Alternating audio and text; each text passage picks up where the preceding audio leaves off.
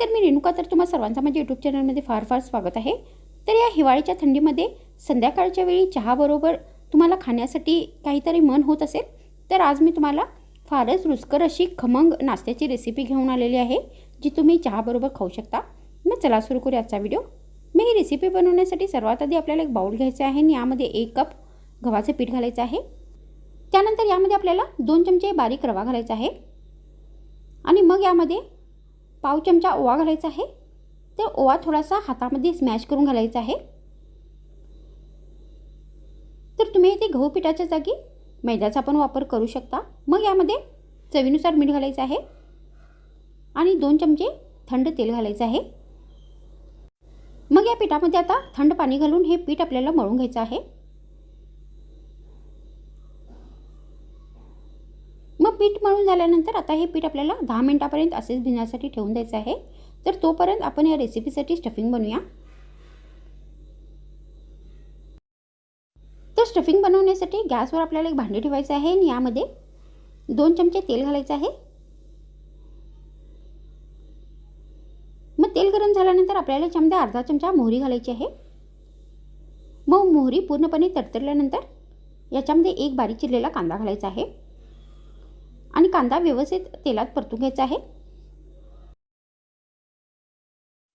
मग कांदा व्यवस्थित तेलात परतल्यानंतर आपल्याला याच्यामध्ये 1 चमचा बारीक चिरलेला करबेव घालायचा आहे.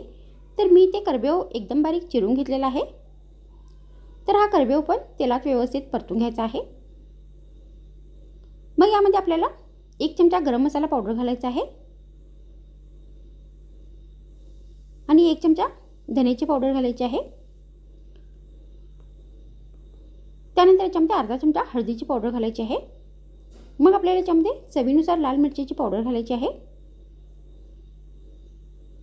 आणि सगळे हे मसाले परत त्या तेलामध्ये व्यवस्थित आपल्याला परतून घ्यायचे आहेत. मग आता इथे हे सगळे मसाले व्यवस्थित फ्राय झालेले आहेत. त्यानंतर मी ते 2 उकडून स्मॅश केलेले बटाटे घेतलेले आहेत. तर ते आपल्याला याच्यामध्ये घालायचे आहेत. तर मी इथे स्टफिंग बनवण्यासाठी बटाट्याचा वापर केलेला आहे. तर तुम्ही इथे कोणती दुसरी पण भाजी वापरू शकता. मग यामध्ये चवीनुसार मीठ घालायचं आहे आणि अर्धा कप बारीक चिरलेली कोथिंबीर घालायची आहे आणि परत या सर्व साहित्यांना व्यवस्थित मिक्स करायचं आहे आणि ही स्टफिंग 1 मिनिटापर्यंत आपल्याला या तेलात परतून घ्यायची आहे. तर आता इथे सगळे साहित्य व्यवस्थित मिक्स झालेले आहेत आणि ही स्टफिंग बनवून तयार झालेली आहे. आणि आता इथे मळलेले पीठ पण व्यवस्थित भिजलेले आहे. त्यानंतर आपल्याला या पिठाचे गोळे बनवायचे आहेत. तर गोळे आपल्याला थोडे मोठेच बनवून घ्यायचे आहेत. तर मी ते 2 गोळे बनवून घेतलेले आहेत. मग आपल्याला या गोळ्यांना पीठ लावायचं आहे आणि यांची पोळी लाटायची आहे. तर आपल्याला थोडी जाडसरच याची पोळी लाटायची आहे. तर मी ते या गोळ्याची पूर्णपणे पोळी लाटून घेतलेली आहे. त्यानंतर ही जी बटाट्याची स्टफिंग आहे ती आपल्याला या पोळीच्या मध्ये व्यवस्थित भरून घ्यायची आहे. तर व्यवस्थित आपल्याला मधोमध ही स्टफिंग भरायची आहे.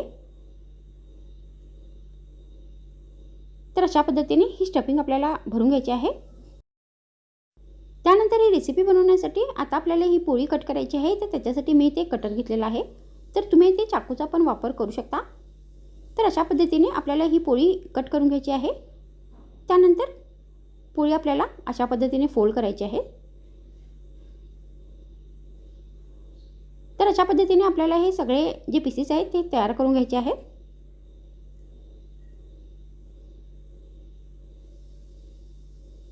त्यानंतर आता आपल्याला ही रेसिपी फ्राय करायची आहे. तर त्याच्यासाठी मी गॅसवर तेल ठेवले आहे. मग तेल गरम झाल्यानंतर आपल्याला ही रेसिपी आता त्या तेलात घालायची आहे आणि गॅस मंद आचेवर ठेवून व्यवस्थित कुरकुरी होईपर्यंत तळून घ्यायचं आहे. तर तुम्ही अशा पद्धतीने ही रेसिपी बनवून गरमागरम सॉस बरोबर नाही तर फक्त चहा बरोबर सर्व करू शकता. तर मग आजच्या व्हिडिओमध्ये इतकेच. पुन्हा भेटू आणखीन एक नवीन व्हिडिओमध्ये. तर मग थँक्स फ्रेंड्स वॉचिंग माय व्हिडिओ.